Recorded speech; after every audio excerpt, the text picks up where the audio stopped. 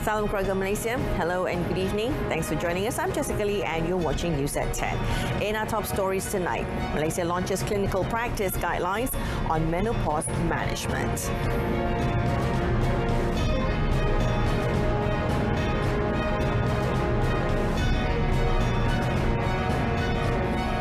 Price of bottled cooking oil at retail level begins to go down.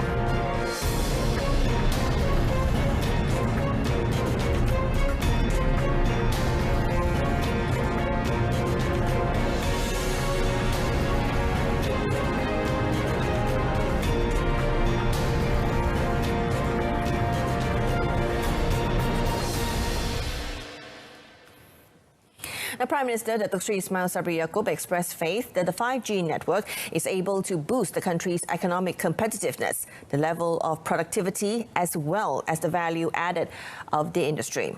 Now, the confidence was stated by the Premier when he received a courtesy visit by Ericsson's President and Chief Executive Officer Borhe Elkom in Putrajaya today. In a Facebook post, the Prime Minister said the discussion with Elkom focused on the current status of the 5G network implementation in Malaysia.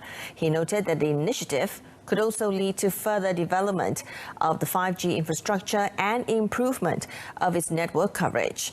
Datuk Seri Ismail Sabri hoped that the 5G network implementation would bring about positive impact in terms of communication coverage for keluarga Malaysia.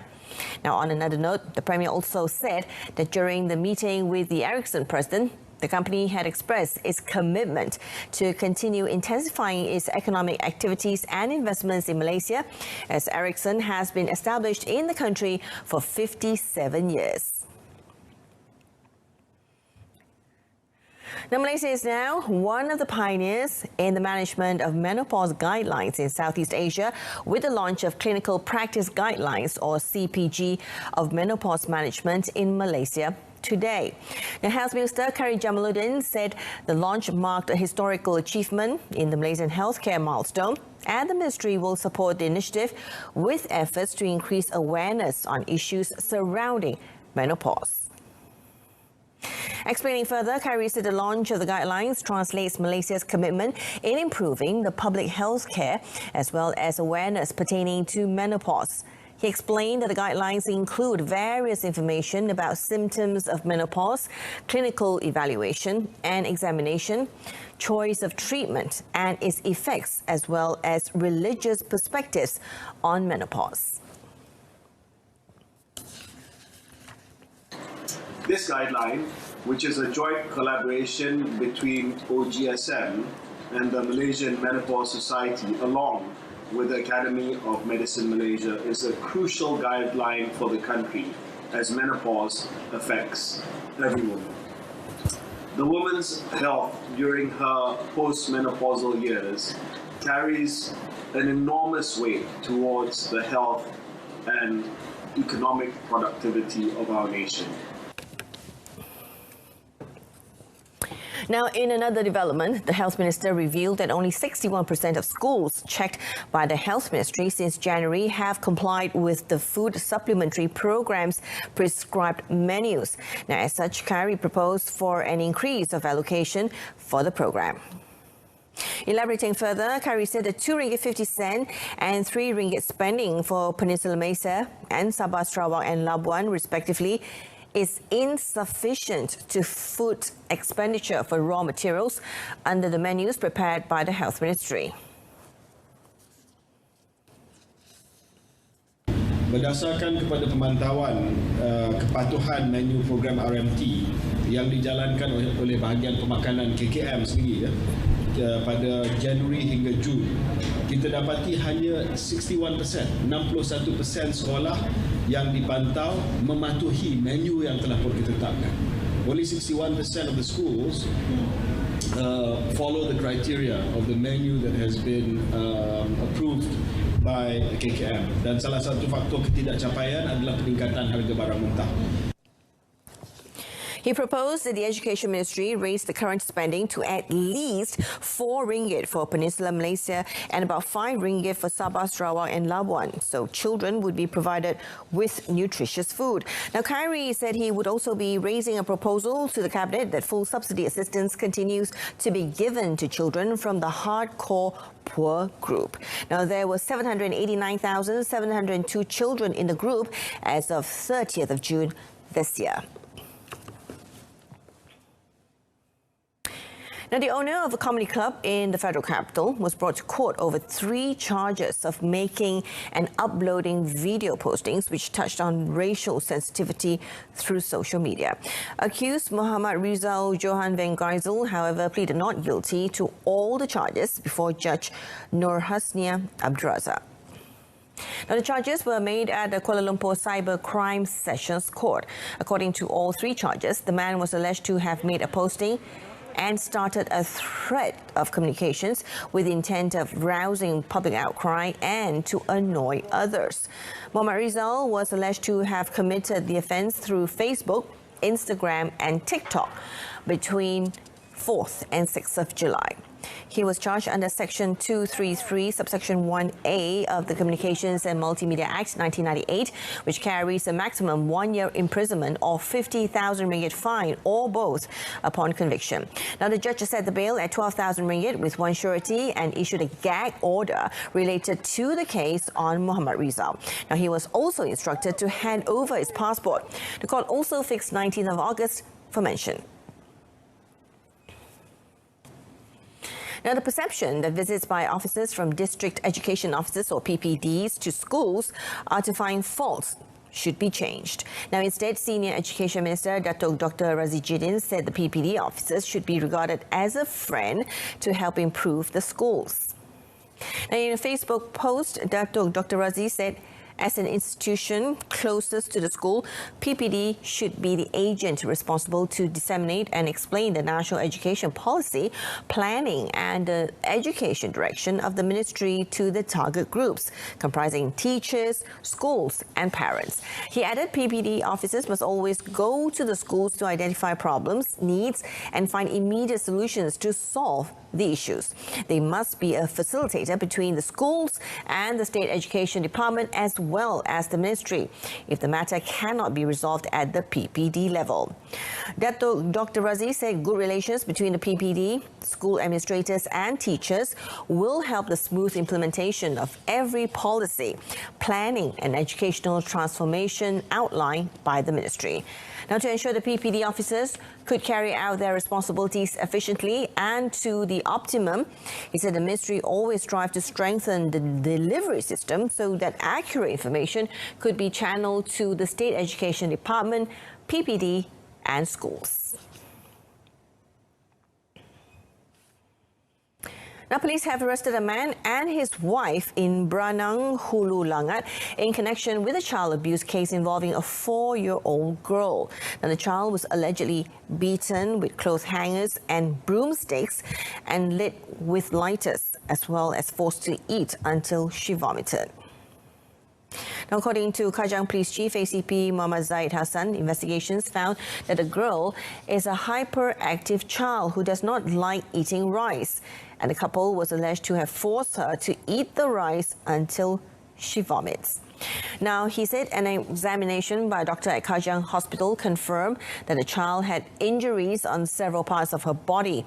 The child's mother was initially an Indonesian woman, but the birth was not registered and the child was handed over to the couple last April.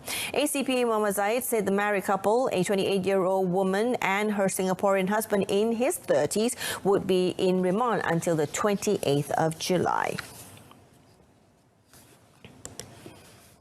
Now, the Road Transport Department, or JPJ, will continue to conduct the Ophas Rentas Sempadan while giving focus to law enforcement for major road offences in several states. The decision was made after taking into account the various violations detected by the Johor JPJ throughout the implementation of the operation beginning 19th of July until today. Now, Johor JPJ Director Azmil Zainal Adnan said in the operation that involved 3 states in the south, namely Johor, Malacca and Negeri Sembilan, a total of 1,294 summonses were issued for various offences. Fokus kedua penguatkuasaan adalah kesan memandu di lorong sebelah kanan secara berterusan bagi kenderaan perdagangan. Memandu kenderaan berat di lorong kanan secara berterusan amat membahayakan pengguna jalan raya yang lain. Ini juga boleh menyebabkan salah satu punca kepada kemalangan maut. He said the Johor JPJ nabbed 384 commercial vehicle drivers for overloading, technical offences and driving heavy vehicles along the fast lane during the operation. According to Azmil, the operation is conducted not for the purpose of issuing summonses, but to ensure drivers comply with the traffic rules because the recorded offences showed compliance with traffic regulations is still low and should be addressed immediately.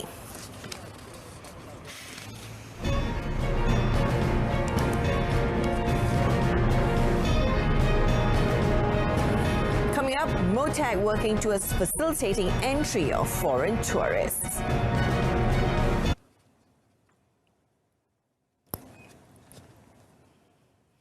Now, the price of bottled cooking oil at the retail level is beginning to go down following the decline in the price of crude palm oil or CPO in the market to 3,814 ringgit per tonne yesterday. Domestic Trade and Consumer Affairs Minister Datuk Sri Alexander Nantalinggi said this is the lowest rate since July 2021, while the highest rate of 8,076 ringgit was recorded in March.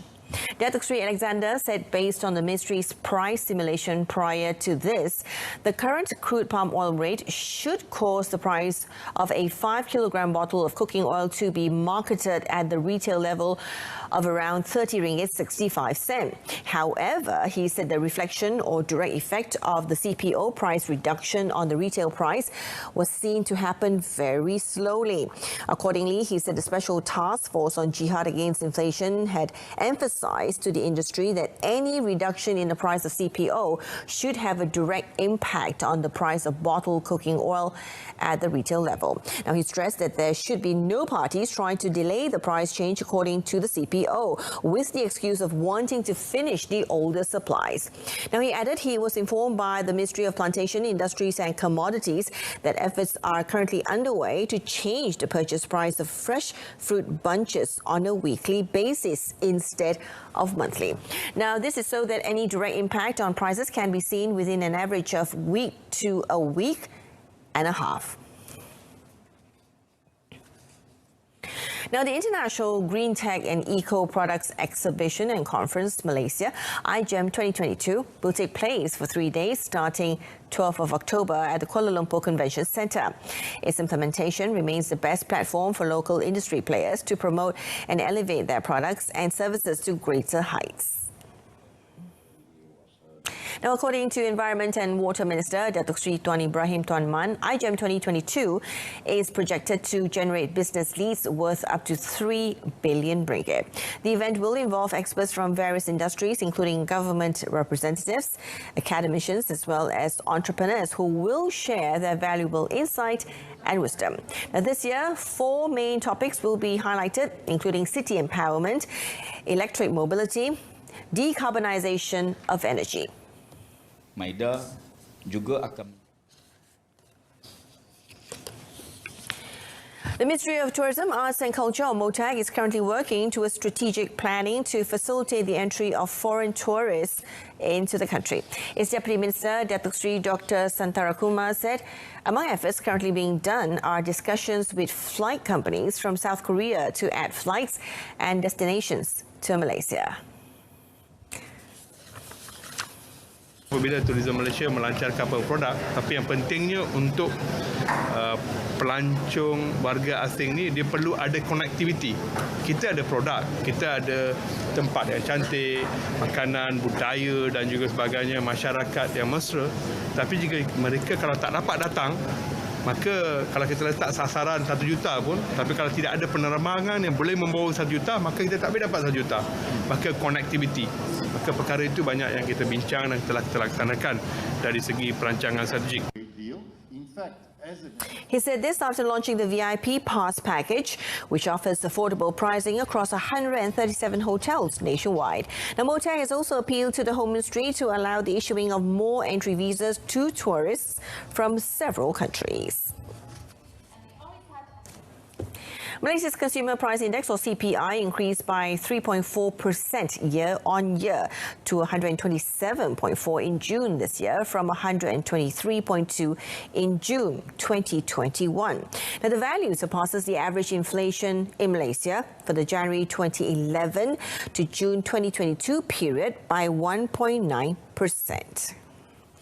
Chief Statistician Datuk Seri Dr. Muhammad Uzair Mahidin said food inflation increased by 6.1% and remained as the main contributor to the rise in inflation during the month.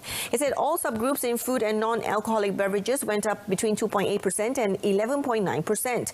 Meanwhile, food at home and food away from home rose by 6.1% and 6.6% respectively, contributing to the increase in food inflation. He further noted that other groups except communications also recorded increases, boosting headline inflation to 3.4%.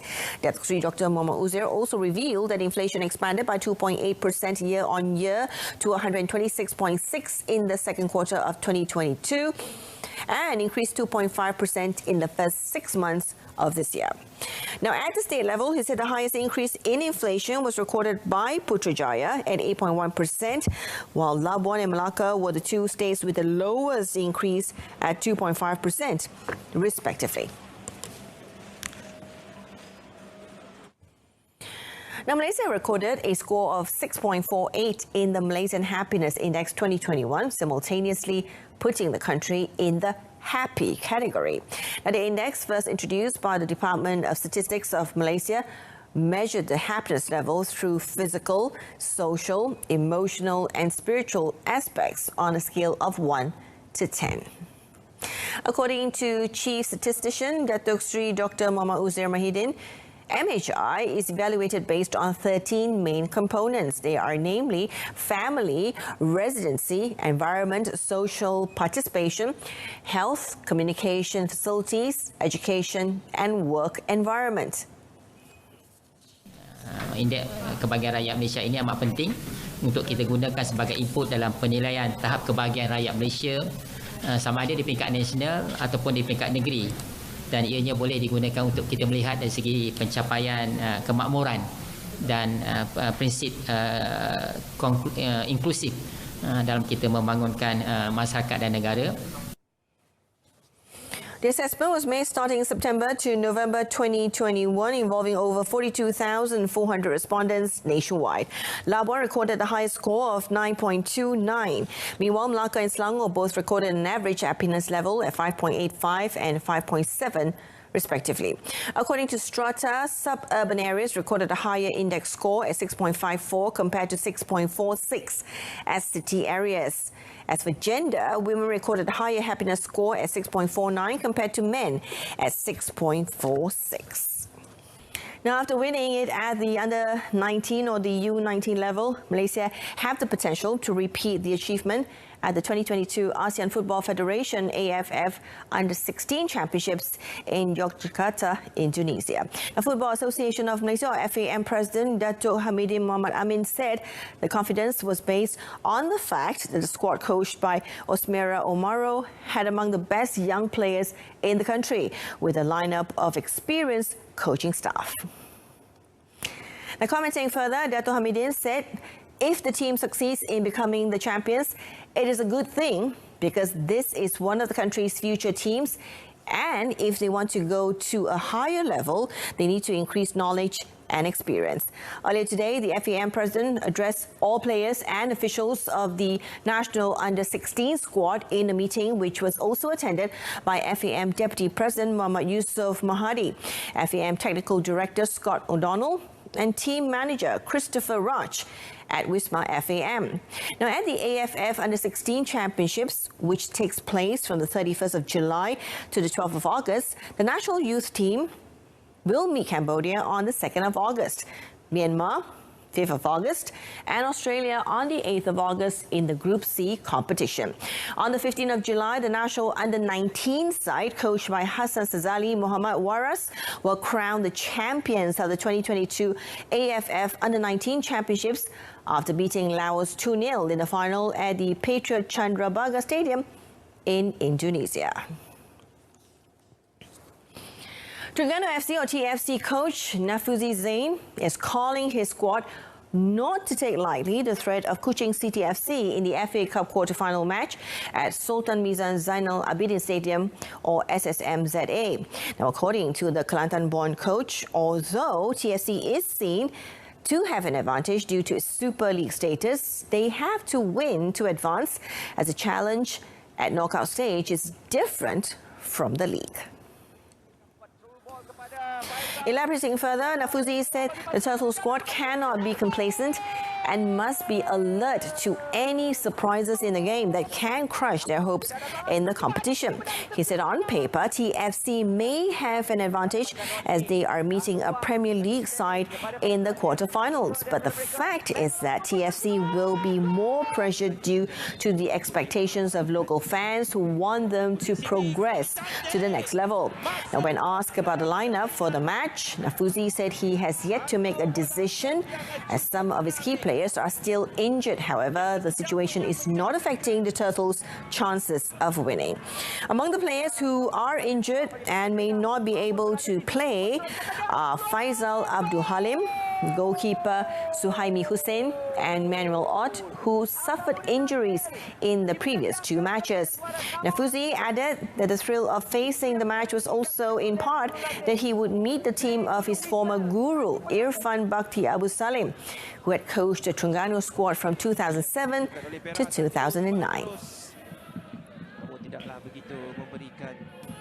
And that concludes this evening's news at 10. In our top story, Malaysia launches clinical practice guidelines on menopause management. Join us again at 12:30 tomorrow afternoon. I'm Jessica Lee. Thank you for watching.